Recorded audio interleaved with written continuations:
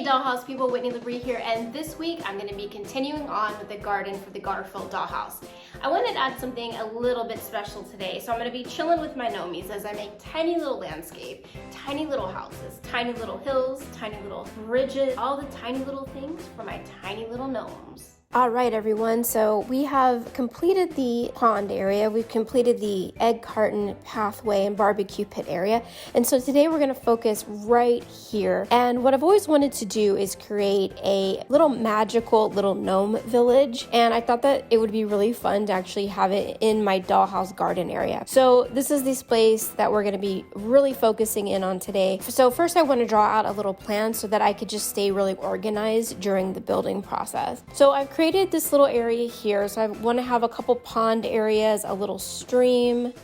I want to have a couple houses, maybe 3 or 4 little houses with some trees, and I also want to have a little bridge.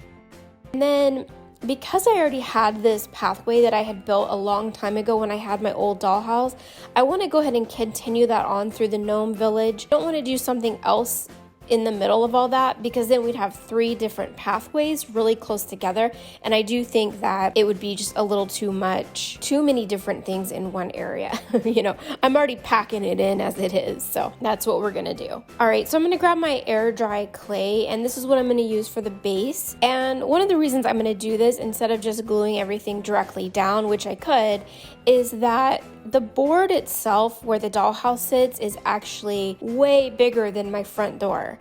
And so, I mean, when I'm planning stuff out like this, that's what I'm also considering, is if I ever move, how will I get this thing out of my house? All right, so I'm just gonna grab off a big chunk of this air dry clay, and I'm gonna start molding it out into basically the shape of the area where I want it to go.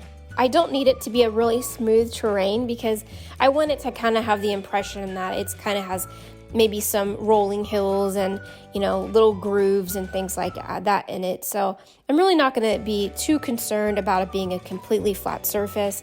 I just want to make sure that it's the right shape for the area that it's going to live in.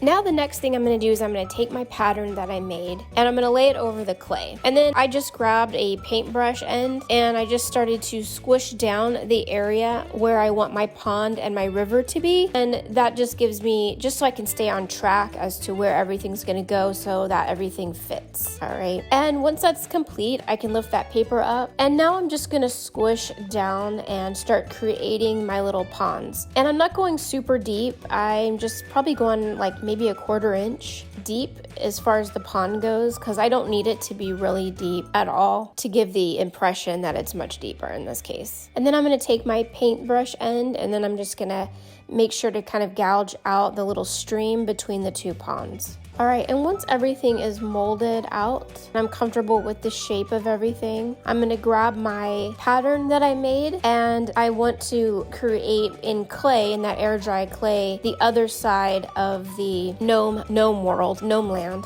All right, and on this side, I'm also gonna have like a little hill with some greenery on it, and maybe some mushrooms, maybe a little gnome on that side. I'm not really sure yet, but this will just make the whole area look complete. It'll also give me the exact diameter and space that I need to extend that pathway, that little rock pathway through to. All right, and then I just want to add a little bit more clay to this one side because I think it's just a little, I think it makes the pathway just a little too thick. So I'm just going to add a little bit more clay right there and a little extra on the other corner as well.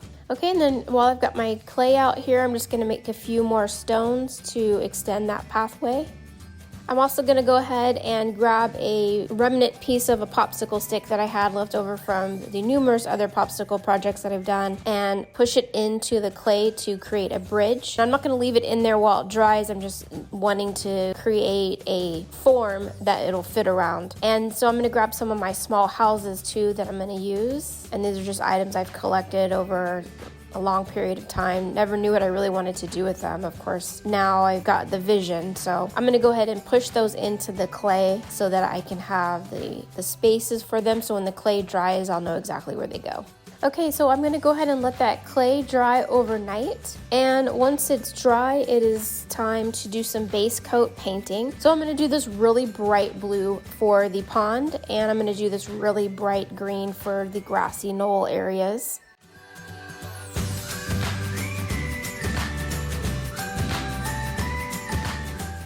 And then once that paint is nice and dry, I'm gonna start adding some landscaping to it. So I'm just adding my Mod Podge glue onto all the green areas. And I don't actually need a full coverage to cover all that bright green.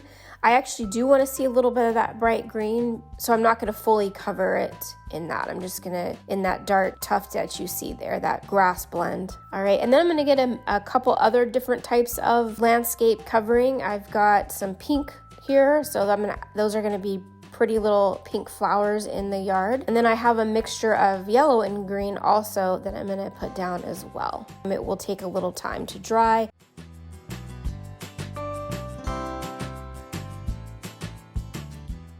And while that does dry, I'm gonna go in and go ahead and extend that pathway out. Now that pathway, I just use glue. I used a filler, a sand filler actually, and I still have some left over from the original project, which was years ago that I did that. And of course I made those walking stones out of clay. So I just put that Mod Podge glue down as you saw, and then I'm just gonna sprinkle on the sand right over that.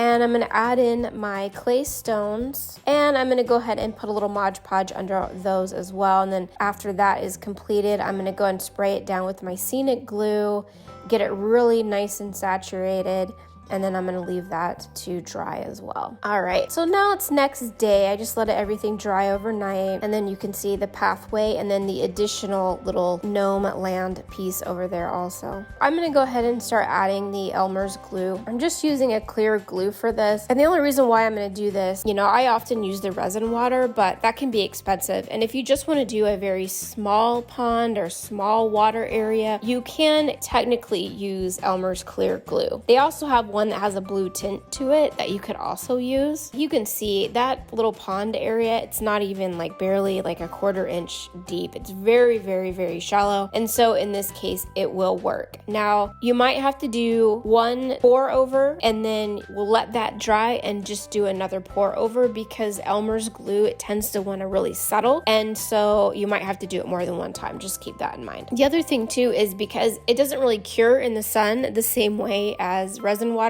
So this could technically take up to 24 hours to dry, even this thin. So just keep that in mind. So now I also took my little popsicle stick and I stained it with my stain pen in an oak color. And then I found another house that I didn't plan on using, but I really love it. So I'm gonna start gluing all my houses down. And in this case, I'm just using tacky glue. All right, and then my friend Marcy, several months ago, she gave me these cute little bottle brush trees, and they're adorable. And she's always giving me the cutest little miniatures. So I am gonna take those and I'm gonna include them in my little gnome land. But first I'm gonna paint the bottoms of them in a really dark mossy green color. I'm also gonna take that same mossy green color and I am going to go ahead and paint the base of one of my houses because it kind of sits up a little bit and I want it to feel more blended to the landscaping. I'm also going to take that same green and I'm going to just blot in a little bit of that color throughout the entire little gnome land here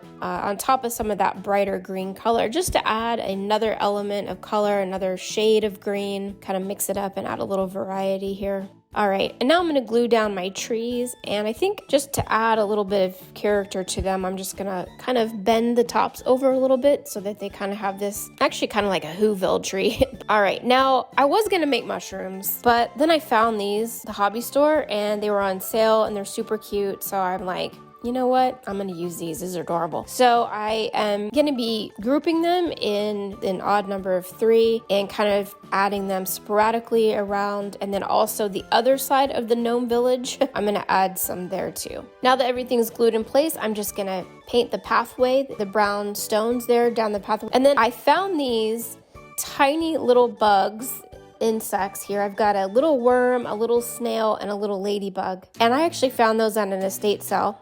No surprise to you, I'm sure. I'm gonna go ahead and include those in my little land here, in my little gnome village. I like everything, but those are just, I just love them so much. All right, and now we are done, except I just need to add my 2 tiny gnomes.